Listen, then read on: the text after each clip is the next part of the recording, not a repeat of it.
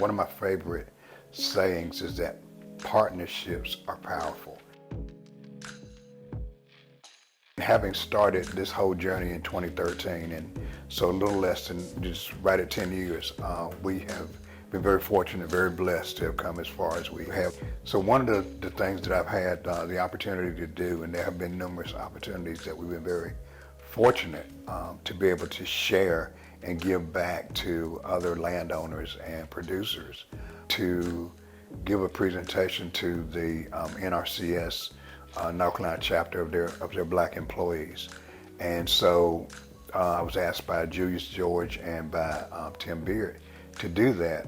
And so that was a real eye-opener for me, because I really had to think through what was it that I could say to an NRCS employee, because it was around their engagement, it was around their outreach.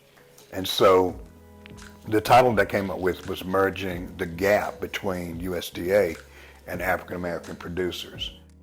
Some of the challenges that I think landowners and producers face in working with NRCS and some of the other natural resource agencies, I know I do. Some of the challenges I face are the paperwork, the bureaucracy of it.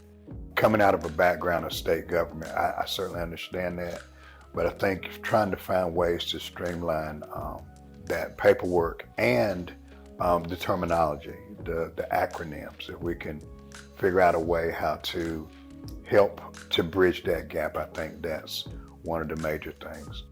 A lot of times, one of the other challenges is timeframes. When you look at the time frame between application and actual implementation, family dynamics change. For example, if a landowner is interested in a high tone and the application is done this year, and going through that cycle, it may take 2 to 3 years before it's funded. If there can be periodic check-ins even before those mandatory deadlines or check-ins come to help continue to engage the landowner to determine if that's still their interest, or if any of the family dynamics have changed as it relates to the practice that they want to do.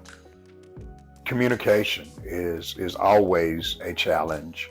We move in this digital technological world so much now that we forget that in small, rural, tier 1 type counties, the technology infrastructure is just not there to support it. And so we have to have boots on the ground. You know, we need more staff. The workloads that NRCS and other resource professionals have, their workloads are just, in some cases they're astronomical, and they just cannot get to everyone as hard as they may try. Our district conservationist, Terry Best, I very quickly say that everyone does not have a Terry Best. We've been very fortunate, very blessed. Terry is he's on point, he's on spot. He is extremely busy, but Terry will get back to you. So during that presentation, I made a few suggestions to them. And again, you know, these are just my suggestions coming from my perspective. They may work for somebody else. They may not work for somebody else. But one of the suggestions that I said to them was to reach out and not outreach.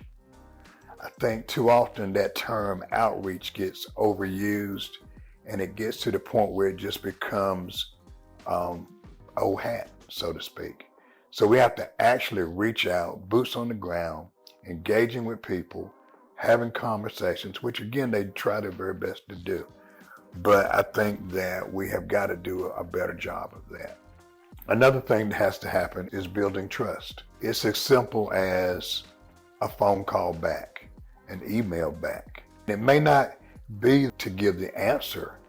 It's just to acknowledge that I got your phone call, that I got your email. Try not to use your acronyms. Try not to use your vernacular. Try to use simple, everyday terms that a novice has nothing to do with educational levels, but a novice such as myself coming into this will be able to understand. And lastly, the ultimate, most important thing to do is to listen. Just listen. That was one of the things that gravitated me to that project, particularly in the initial sit down with SFLR, Sustainable Forestry Program, NRCS, and the Forest Service, is that they asked me, what do you want to do on your land? Not that we have this program over here and we think you'd be a good fit for this program.